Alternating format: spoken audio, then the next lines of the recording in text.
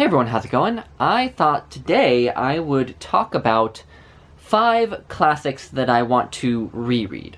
There are a good number of books that I've read in the past where I feel like I somehow just didn't absorb them to the degree that I probably should have, even if my memory of reading them is extremely vivid.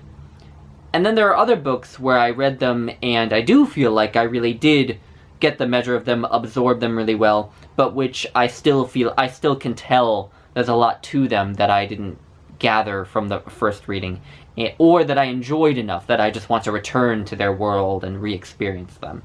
And so I thought that I would list 5 classics that I would like to reread.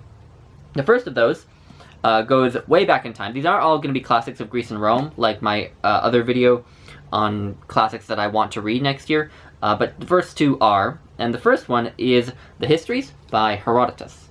And specifically, I want to read it in this translation, which is by Tom Holland, who is a well-known popular historian and has written a book called Persian Fire, which kind of tells the same events that Herodotus tells in his histories.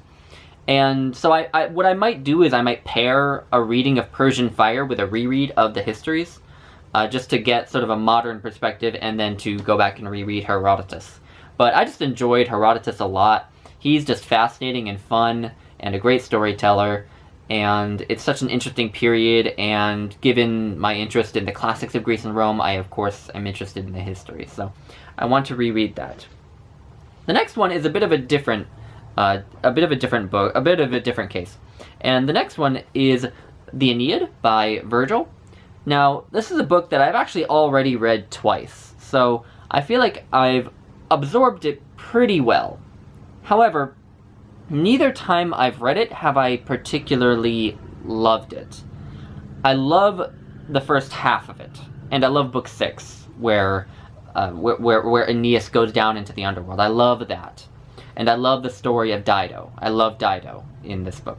But I've never liked the second half, where Aeneas goes to Italy and fights this war with the natives in Italy.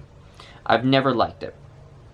But and the reason that I want to reread the Aeneid is twofold. One is because I want to love it. Dante loved it, right? Dante loved Virgil, and he was his favorite poet. That's why he had him lead him through, the Inferno and a lot of Purgatorio in his Divine Comedy. But also, this translation is of interest to me because it's by Sarah Rudin, who has done a lot of other translating, I believe. I think she's translated the Confessions of St. Augustine, but the reason I'm particularly interested in this translation is because it's the first translation of Virgil's Aeneid that was done by a woman. And so I'm interested to see kind of whether it's any different from the other translations I've read, which were both by men. By moving out of ancient Greece and Rome, we move to a completely different place geographically, but to a similar kind of work, at least in the case of Virgil's Aeneid, because this next one is another epic poem, and that's the Kalvala. So this is the kind of national epic poem of Finland, and has a lot of really interesting myths and legends in it, and it does kind of tell an overarching story, beginning with the creation of the world and ending when Christianity is introduced to Finland, but it has, some disconnected stories along the way.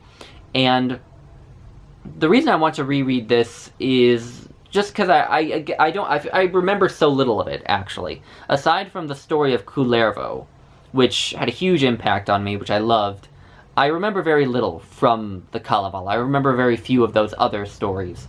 But I remember really enjoying the book a lot. So I want to reread it for that reason.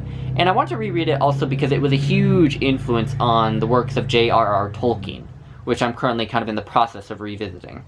And so I would like to reread this, which had a big influence on those works.